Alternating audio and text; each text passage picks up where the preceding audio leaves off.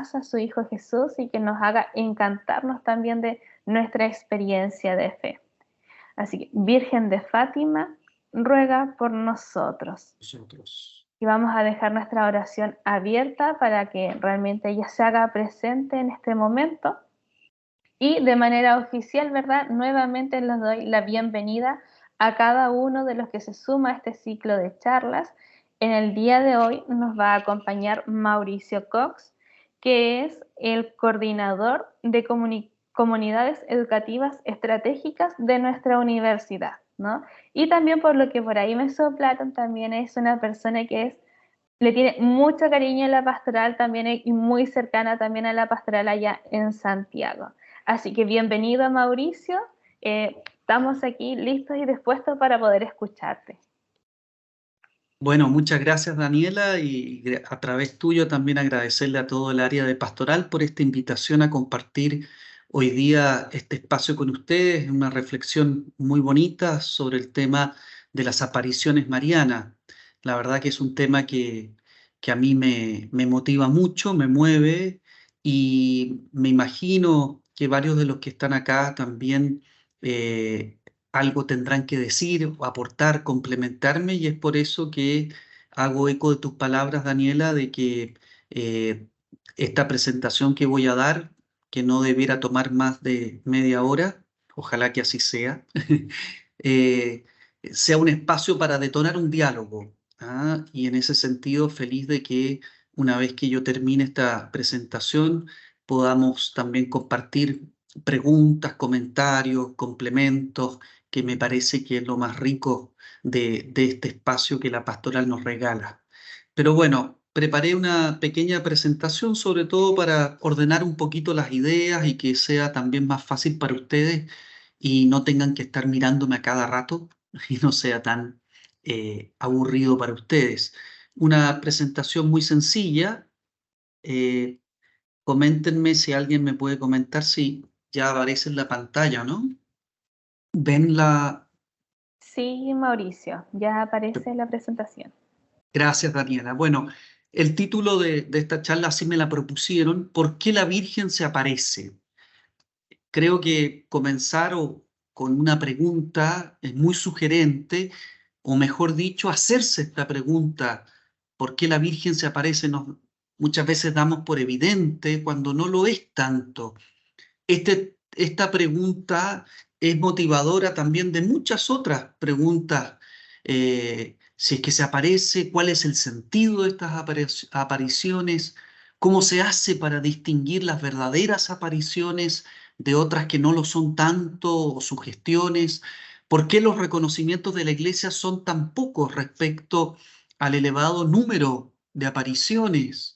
¿Cómo se explica también la gran influencia y popularidad de estos fenómenos?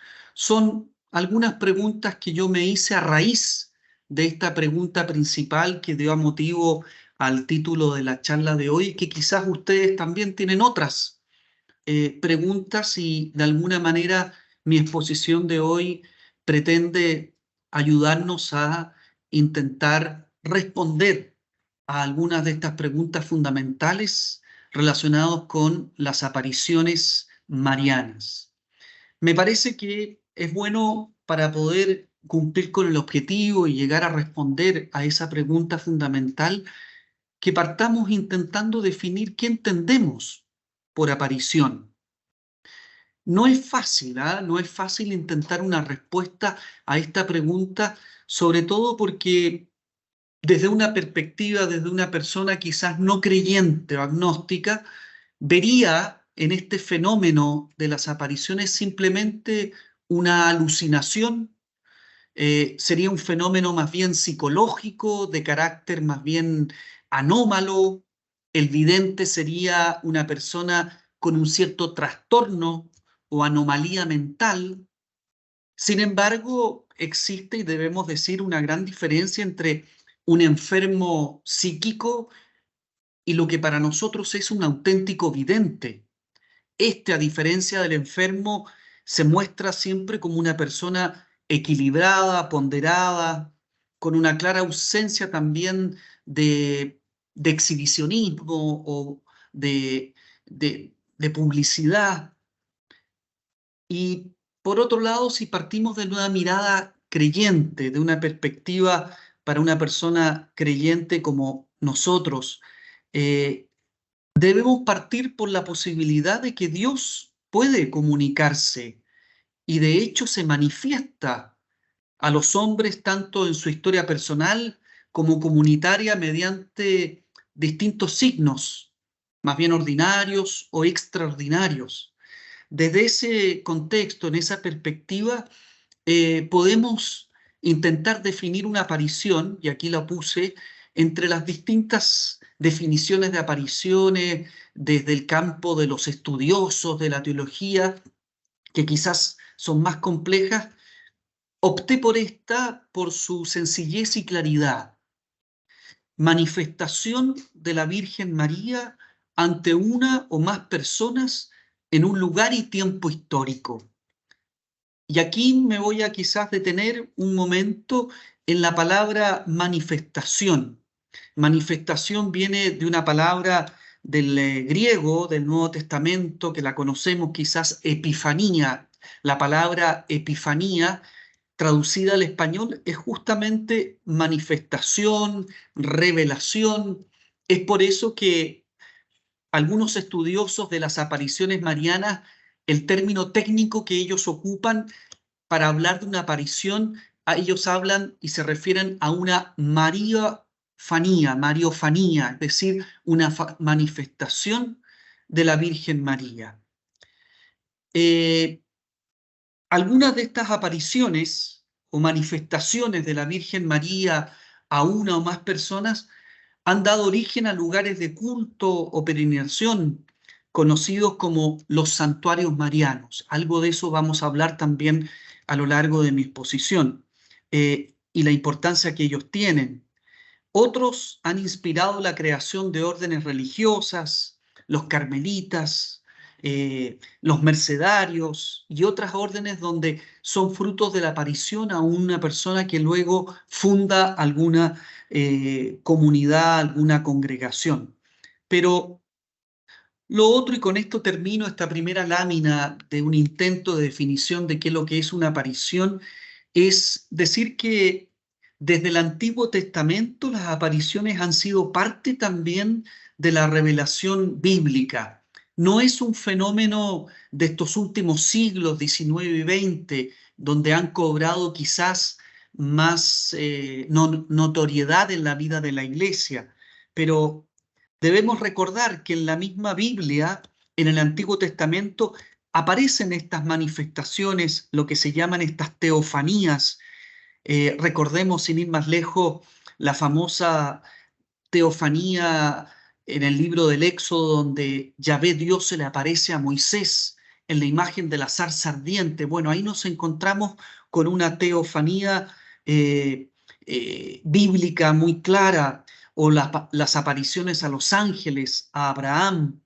En el mismo Nuevo Testamento, los evangelios hablan de algunas apariciones de los ángeles, como sucede, por ejemplo, en los evangelios en los relatos de la infancia, el ángel Gabriel, en el inicio de la vida pública de Jesús, en Getsemaní o después de la resurrección, las apariciones de Jesús resucitado a sus discípulos.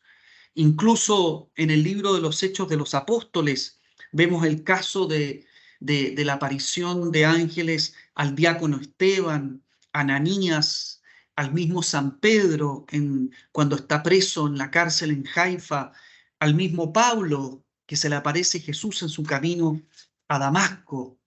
En fin, ahí podemos ver cómo este fenómeno de las apariciones pertenece también a lo que se llama la revelación bíblica. Sin embargo, y con esto continúo con esta otra lámina, debemos distinguir muy claramente lo que son estas revelaciones o manifestaciones dentro de esta revelación pública o fundante, que es la revelación bíblica, y las revelaciones privadas o particulares.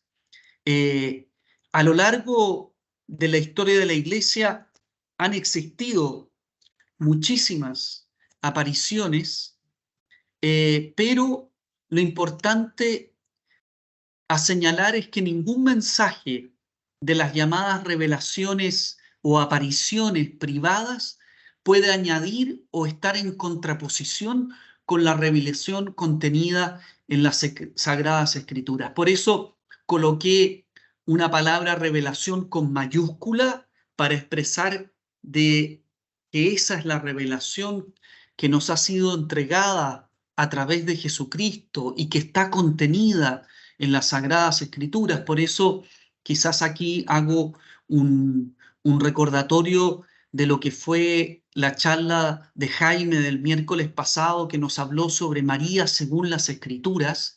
Esa es la revelación con mayúscula, y estas otras verdades expresadas en estas revelaciones privadas o particulares después de la muerte del último apóstol, donde se cierra la revelación bíblica, que, como dice o lo acabo de mencionar y lo dice también muy claramente la doctrina de la Iglesia, no pueden entrar en contraposición ni tampoco añadir algo nuevo a lo ya dicho y manifestado y contenido en las Sagradas Escrituras. Por eso las apariciones ayudan en la medida en que motivan a los creyentes a una vida más coherente con su fe, y esos mensajes remitan siempre a la revelación pública o revelación bíblica. Hay una frase de Santo Tomás que encontré que me pareció muy interesante, sobre todo por su sencillez, simplicidad, que recoge esta verdad o esto que he querido transmitirles. Dice Santo Tomás: las revelaciones privadas son relativas más bien a la virtud de la esperanza que a la virtud de la fe. Es decir, que del punto de vista de la revelación mariana como tal, a un vidente, a algunos pastorcitos, como es el caso de Fátima, no vienen a agregar nada nuevo a lo que nosotros ya sabemos por fe, sino más bien a cultivar en nosotros la virtud de la esperanza. Esto lo dice, también no lo escribí aquí en mi presentación, el Catecismo de la Iglesia Católica en el número 67, dice esto mismo, dice, y cito: a lo largo de los siglos ha habido revelaciones llamadas privadas, algunas de las cuales han sido reconocidas por la autoridad de la Iglesia. Estas, sin embargo, no pertenecen al depósito de la fe. Su función no es la de mejorar o completar la revelación definitiva hecha por Cristo, sino de ayudar a vivir más plenamente en una cierta época de la historia esta revelación bíblica. En esa misma línea, entonces, de lo que hemos tratado de expresar en esta lámina, de esta diferencia sustancial o esencial entre lo que es la revelación bíblica y estas revelaciones privadas. En esta otra lámina hago, y me gustaría compartir con ustedes, un cuadro síntesis de las apariciones marianas reconocidas por la Iglesia. A lo largo de la historia de la Iglesia, si sumamos las distintas apariciones marianas documentadas, podemos llegar a un número de más de 800, 900 apariciones. Sin embargo, reconocidas oficialmente por la Iglesia, son muy pocas. De esas casi 1000 apariciones en estos 2 milenios de historia, nos vamos a encontrar con un listado bastante menor, que no alcanzan a ser 20 las apariciones oficiales reconocidas por la Iglesia. Destaqué en negrilla las más conocidas para nosotros: la Virgen del Pilar en Zaragoza, que es la primera en el año 42, casi en el siglo I de la Iglesia; Guadalupe, por su importancia en toda la que significa la historia de evangelización de América Latina, del Nuevo Mundo, en el siglo XVII en Francia; la Salette, en Francia también en el siglo XIX, Lourdes también en el siglo XIX, Fátima a principios del siglo XX. De hecho, el próximo miércoles mi tocayo Mauricio Echeverría nos va a hablar sobre el mensaje de Fátima y vamos a poder quizás conocer con mayor profundidad la aparición en sí y el mensaje de Fátima. El santuario de Banó en Bélgica, también en la primera mitad del siglo XX, y la última oficialmente reconocida en África, Nuestra Señora de la Paz en Quibejo, en Ruanda, en este país del centro de África donde tuvo lugar el genocidio y esta aparición de la Virgen unos años antes, profetizando lo que iba a ocurrir años después en esa tragedia entre dos etnias en Ruanda, los Hutu y los Tutsi. Pero bueno, esas son las apariciones oficiales reconocidas por la Iglesia, pero también hay otras apariciones que, si bien no tienen el carácter de reconocimiento oficial a nivel mundial, sí lo tienen a nivel local. Y allí hay también otro listado y yo seleccioné quizás las más conocidas, sobre todo para nosotros, el continente latinoamericano: la aparición de Nuestra Señora del Buen Suceso en Ecuador, Nuestra Señora de Coromoto en Venezuela, Nuestra Señora de Hitzbald en Polonia, Campiñas en Brasil, Nuestra Señora de la Oración en Francia, la Virgen del Rosario de San Nicolás en Argentina y María Reconciliadora en Betania, Venezuela, también en orden cronológico. Puse aparte el caso de la Virgen de Medjugorje, por lo conocida que es, por todas las peregrinaciones que se realizan a este lugar mundialmente conocido en lo que es la actual Bosnia-Herzegovina, en la frontera con Croacia.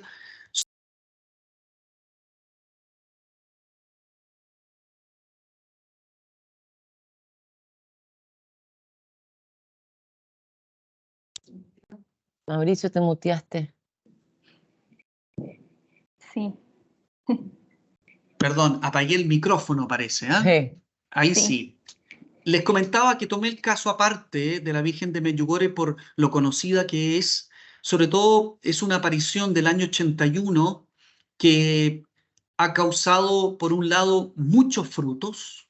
Ha sido un lugar, y hasta el día de hoy, un lugar de peregrinación de los más importantes marianos en la actualidad, con muchos casos de conversiones de vida, también de milagros, de hechos muy fehacientes, pero que sin embargo la Santa Sede hasta el día de hoy ha sido muy cauta a la hora de pronunciarse sobre un reconocimiento oficial de estas apariciones que, según los videntes, la Virgen se sigue apareciendo hasta el día de hoy, desde 1981. Son alrededor de 7 videntes, y es por eso que en 2010 la Santa Sede anunció que se haría cargo de una investigación en el año 2019.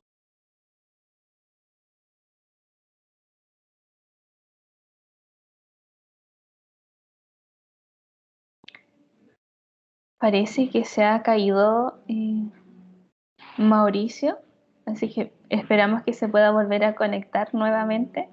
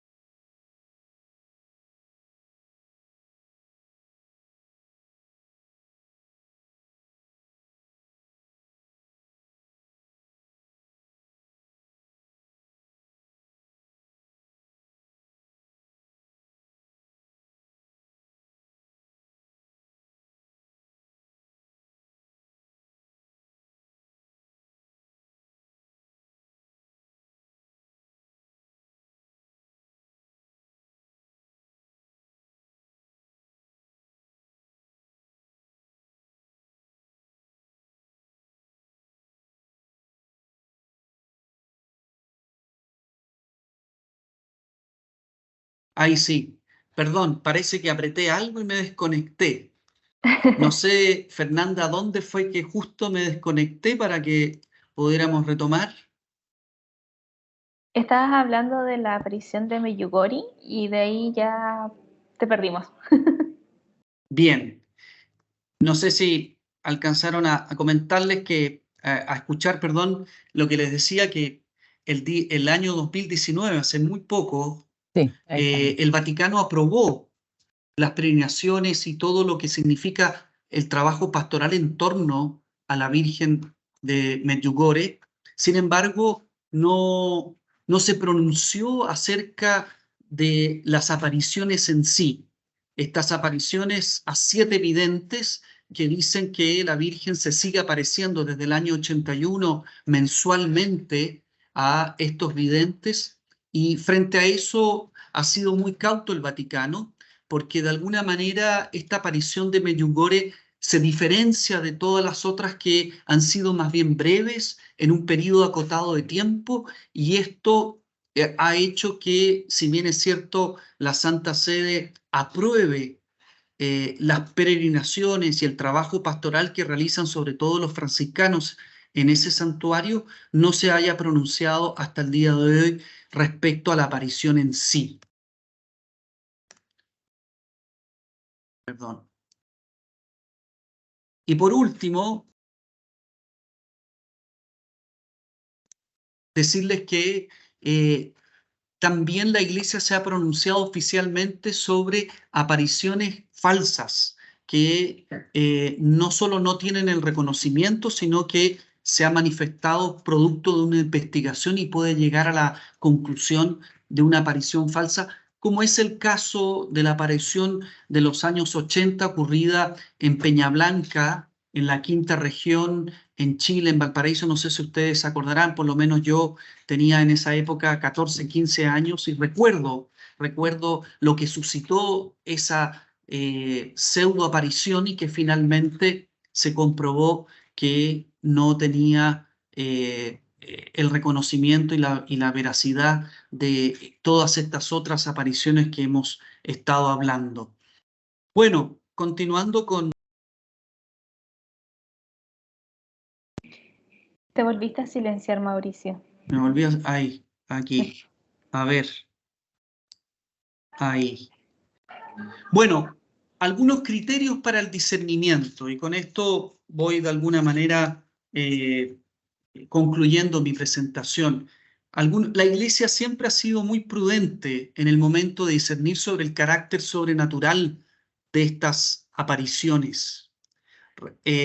Un dato, por ejemplo, es que la Iglesia no ha tenido jamás prisa por juzgarlas. Ha dejado pasar el tiempo, pues es consciente por una experiencia de siglos de que las apariciones y las revelaciones particulares no son muy frecuentes. La mayor parte no son auténticas, como el caso que hablábamos de Peñablanca en Chile en los años 80, y normalmente es difícil juzgar su autenticidad. Sin embargo, la Iglesia, a través de los siglos y su experiencia, ha podido determinar ciertos criterios. De hecho, hay un texto de la Congregación de la Doctrina de la Fe del año 78, dirigido a los obispos, donde establece una cierta praxis y también camino que se debe hacer para poder determinar y un juicio acerca de la veracidad o no de las apariciones marianas. Un primer criterio es el examen cuidadoso de los hechos, como lo puse aquí en mi presentación. Es la investigación sobre la posible aparición de acuerdo con los criterios positivos y negativos. Por ejemplo, la certeza moral de la existencia de estos hechos, las circunstancias particulares sobre la naturaleza de los hechos, eh, también el mensaje y su ortodoxia, el sentido, ¿no es cierto? Podríamos decir que si el contenido de las apariciones contienen cosas contrarias o no a la revelación bíblica, si la función que debe tener el mensaje es reavivar o intensificar la fe y la esperanza, sobre alguna verdad revelada o no.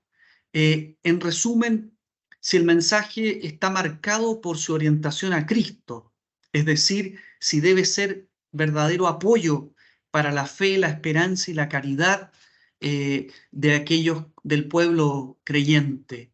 Por otro lado, otro criterio, la transparencia. Se refiere a la función que tienen o que debieran tener las apariciones, que remitan a Dios y a los hermanos.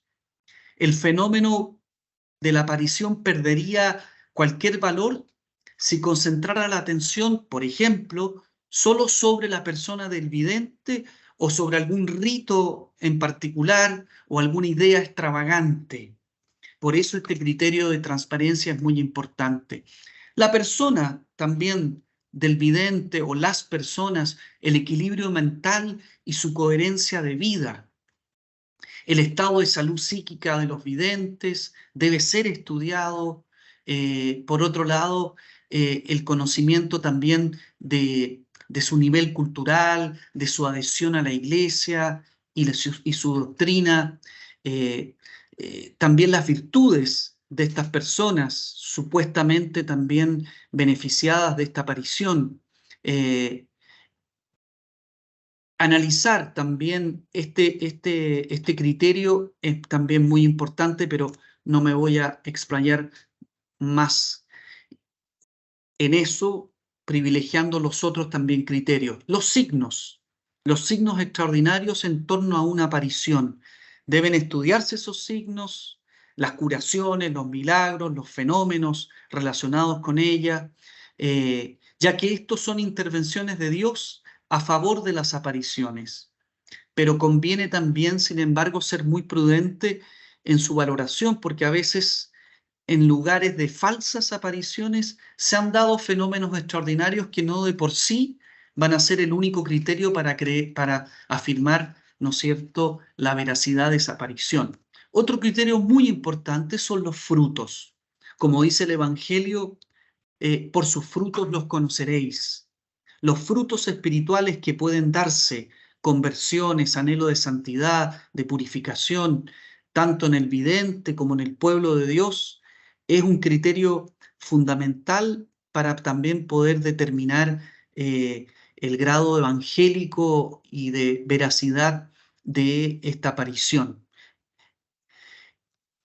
Otro criterio también el juicio de la Iglesia, el acatamiento por parte de los videntes de las decisiones de la autoridad de la Iglesia respecto a esta aparición, el criterio de autenticidad por parte de la Iglesia a través del obispo, que tiene sobre todo dos funciones bien definidas. Primero, reconocer los frutos de esa aparición. ¿Y cómo lo hace? Autorizando, por ejemplo, el culto en ese lugar. Y por otro lado, fruto de una investigación, el pronunciamiento sobre la autenticidad o no de esa aparición. Termino esta diapositiva compartiéndoles este dato que este mismo año, en mayo del 2023, para que vean ustedes la actualidad de este tema, la Pontificia Academia Mariana, que es el órgano oficial de asesoramiento a la Santa Sede en estos temas, creó el Observatorio de Apariciones Marianas, cuyo objetivo es recoger datos de todo el mundo y compartir sus estudios. Es un grupo interdisciplinario que abarca a teólogos, médicos, expertos en comunicación, en el derecho también, y que tiene como objetivo ponerse al servicio de la Iglesia para poder ayudarla a discernir este fenómeno que en los últimos años, en los últimos decenios, diría yo, ha estado y ha influido mucho en la vida de la Iglesia. ¿Qué podemos concluir?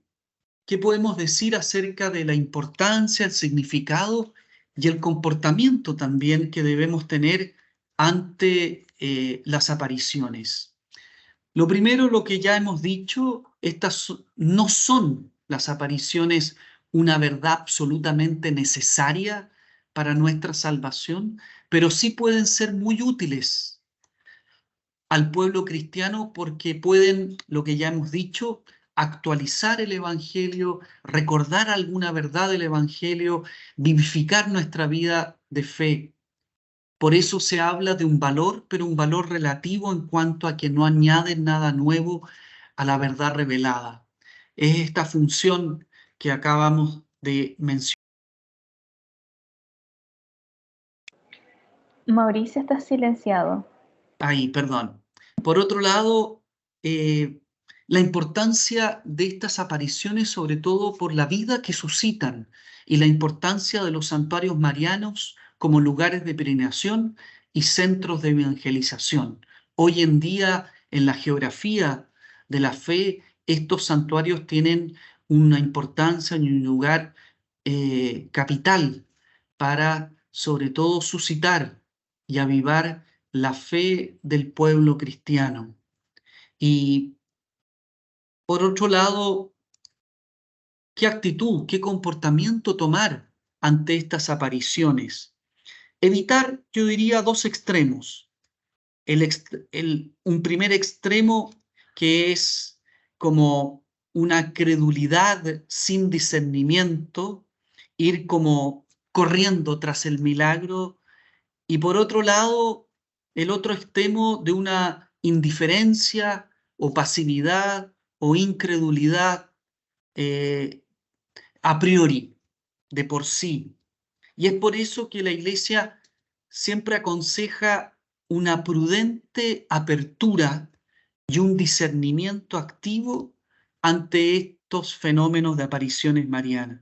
Dios puede intervenir en la historia, incluso después de la revelación de Jesucristo, pero es necesario prestar atención a estas manifestaciones e intervenciones divinas.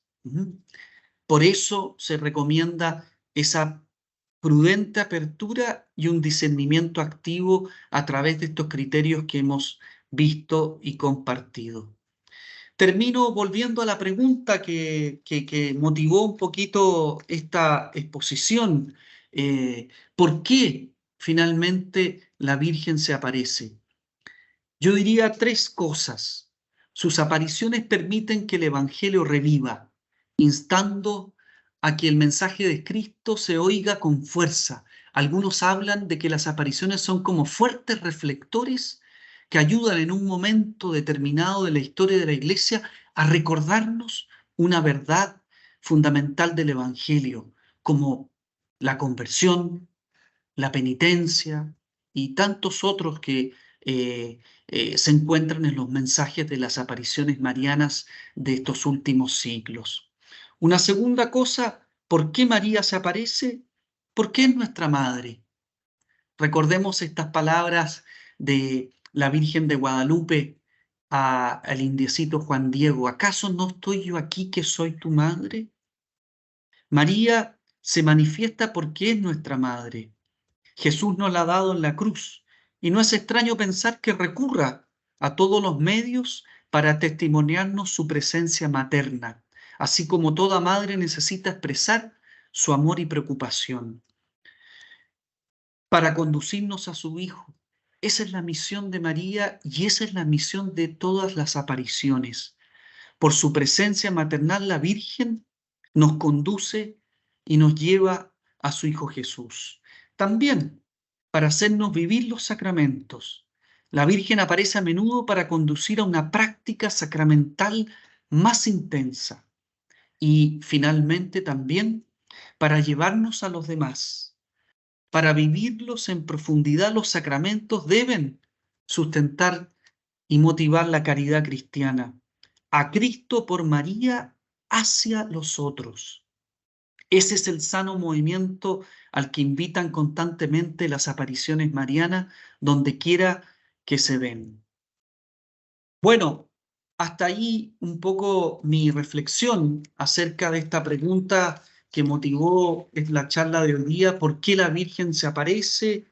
Algo sobre la historia de las apariciones, la diferencia entre una aparición privada, particular, y la revelación bíblica, como también algunos criterios para poder discernir acerca de estas apariciones. No sé, Fernanda, Daniela, perdón, si han surgido ahí algunas preguntas en el chat. Dejo un poco también el espacio para que podamos dialogar y quizás alguno de ustedes también me pueda complementar. Muchas gracias. Muchas gracias, Mauricio. Mira, te comento que por el momento en el chat no hay ninguna pregunta, pero posiblemente tengamos alguno de los participantes que desee, ¿verdad?, comentar algo o, en su defecto, ¿verdad?, preguntar algo. Así que los invito a que también podamos levantar la manito en el mismo Teams para poder ir dando la palabra y hacer el comentario. Felipe. Adelante, Felipe, veo que tienes la mano ahí levantada. Hola, buenas tardes. Bueno, yo tenía una pregunta sobre, bueno, aparte de las distintas apariciones que nos habló, quería preguntar específicamente de Lourdes, porque me parece que es la única que aparte de la misma aparición de la Virgen, en el fondo sigue ocurriendo un milagro por las sanaciones, por el agua ¿cómo se llama? Que corre todavía allá en esa ciudad. Entonces, sí que nos podría hablar un poco más de eso, de la importancia que tiene y de si efectivamente es o no la única que, como que aparte del hecho mismo de la aparición que ocurrió en una fecha determinada, Lourdes como que sigue como con estos milagros, estas sanaciones a lo largo del tiempo. Bueno, muchas gracias, Felipe, por tu pregunta. Sí, efectivamente, la aparición de la Virgen de Lourdes es una de las apariciones marianas más conocidas. Yo te diría que la cantidad de peregrinos que acuden a Lourdes es uno de los santuarios marianos más visitados y concurridos justamente por lo que tú señalas. Lourdes se ha hecho muy conocido en el mundo por esa gran corriente de sanación. Yo he tenido la oportunidad de estar en la Basílica de Lourdes y siempre me llamó la atención el lugar privilegiado que tienen los enfermos en el santuario de Lourdes. Hay toda una pastoral en torno sobre todo al agua, a la vertiente. Tú sabes que esta aparición tiene que ver con Bernadette, ¿no es cierto?, donde se le aparece a la Virgen que le invita, ¿no es cierto?, a mover una roca, y cuando mueven la roca, ¿no es cierto?,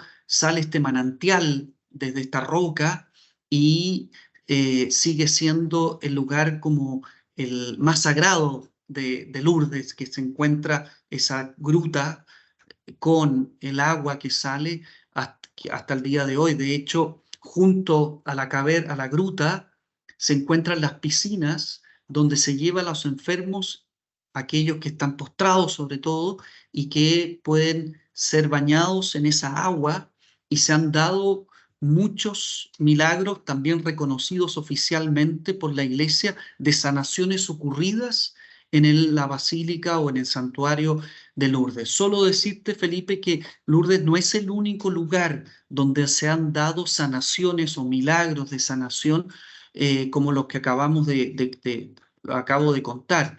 También el mismo Medjugorje que yo comentaba, se han también investigado hechos milagrosos que han ocurrido en Medjugorje, pero sin duda que una de las características del mensaje de Lourdes es la preocupación de la Virgen por los enfermos y los milagros que allí han ocurrido. Aprovecho a propósito de tu pregunta, Felipe, de comentar algo más de Lourdes que me parece muy interesante a la luz de lo que traté de explicar en mi exposición. Lourdes ocurre 4 años después de la declaración del dogma de la Inmaculada Concepción, en 1854. Y la aparición, cuando se aparece a Bernadette, les dice en el idioma de ellos, el patua, que es un idioma muy propio de la región de los Pirineos, yo soy la Inmaculada Concepción, ¿ya? Y los niños repiten esta frase, la Virgen me dijo, yo soy la Inmaculada Concepción.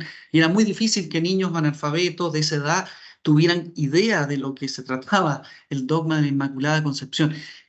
¿Por qué lo menciono? Porque en este caso, esta aparición mariana de alguna manera es muchos la interpretan como una confirmación de este dogma declarado por la Iglesia muy pocos años antes de esta aparición. Como la aparición no añade nada nuevo, ¿ah?, de lo que la Iglesia ha creído durante siglos y que lo expresó de manera quizás solemne a través de la declaración del dogma. A propósito de tu pregunta por Lourdes, pero sin duda que un elemento característico de la aparición de Lourdes es la preocupación maternal de María por los enfermos, los moribundos, y es muy bonito ver cómo países, diócesis enteras, organizan esta peregrinación anual de los enfermos que llegan en tren desde distintos lugares. Me ha tocado también, yo trabajé como 20 días cuando estuve en Lourdes de voluntario y me tocó esa experiencia de llevar los enfermos a la gruta y acompañarlos en ese momento de ese baño y experimentar de primera fuente lo que significa para los enfermos el poder llegar allá. Perfecto. Muchas gracias.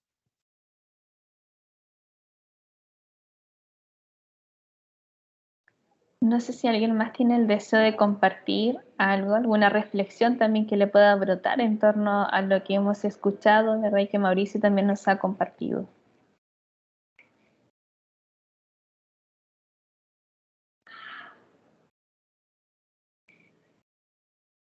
Hay dos posibilidades: o no se entendió mucho o quedó todo claro. No sé cuál de las dos. Esperemos que sea la segunda opción, ¿no?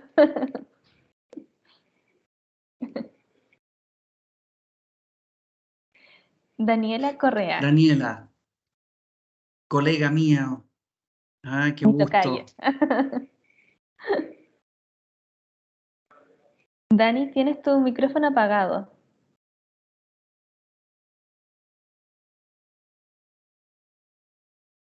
Sigues con el micrófono muteado, Dani. Perdón, y yo creo que fue Ahí un sí. castigo porque me reí mucho de Mauricio. Decir eso. Felicitarlo, estuvo muy interesante la conversación y la exposición de Mauricio, y preguntarle a Mauricio cuál cree que es como la aparición más impactante, a él cuál es la aparición que le parece como más impresionante en los diferentes términos: dónde, lugar, a quién llegó, por lo que convocó, por lo que significó. A ver, también conocer un poquito, que conoce todas las apariciones, saber cuál para él es la que más lo ha remecido.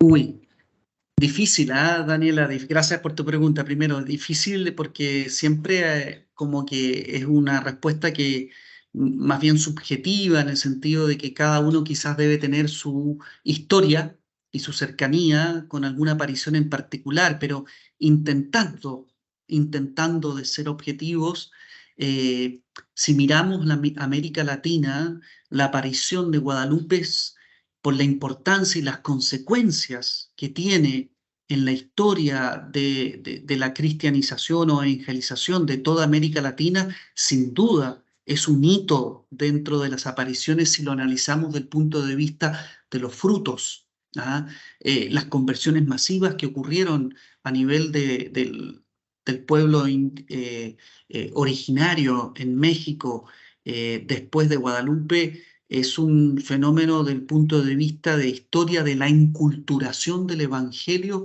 súper interesante y apasionante, y yo creo que por la importancia que tiene Guadalupe, por las razones que ya dije, yo creo que es una de las apariciones más importantes.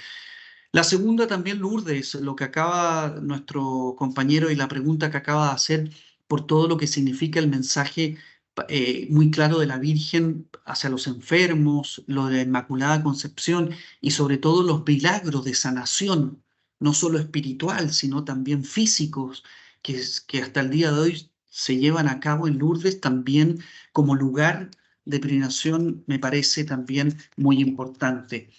Pero también la aparición de la Virgen de Fátima, del punto de vista del mensaje, me parece como una de las apariciones más importantes.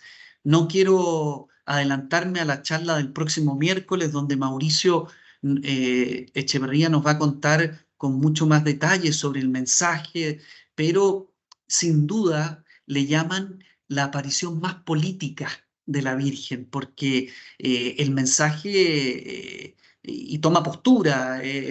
En medio de la Primera Guerra Mundial, ¿no es cierto?, ocurre la aparición, habla sobre la conversión de Rusia, el llamado a la penitencia. Bueno, para nosotros como Universidad San Sebastián, que estamos consagrados al Inmaculado Corazón de María, sin duda es una aparición muy importante.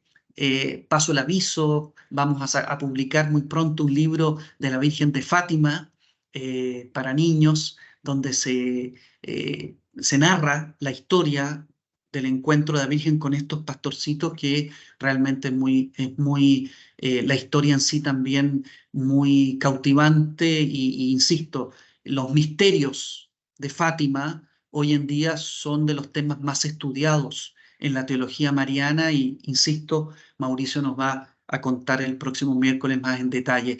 Y por último, también la Virgen de la Salet.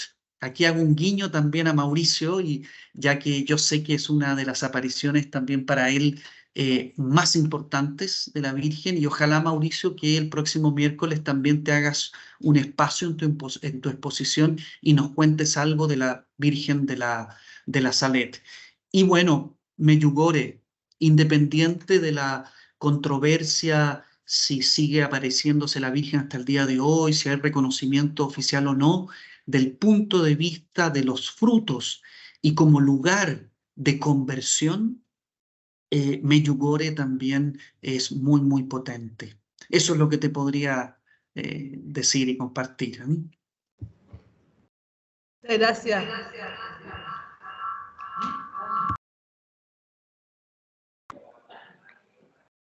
Súper, muchas gracias. Bueno, en honor al tiempo ya vamos a ir cerrando, ¿verdad?, este nuevo ciclo de charlas que tuvimos hoy día y dejarlos desde ya invitados, ¿verdad?, a la próxima semana que se nos viene nuestro nuevo ciclo de charla el día miércoles desde las 1:30, ¿verdad?, hasta las 2:30 aproximadamente, y la próxima semana ya tendríamos, ¿verdad?, como ya nos había anticipado Mauricio, ¿verdad?, el secreto de Nuestra Señora de Fátima.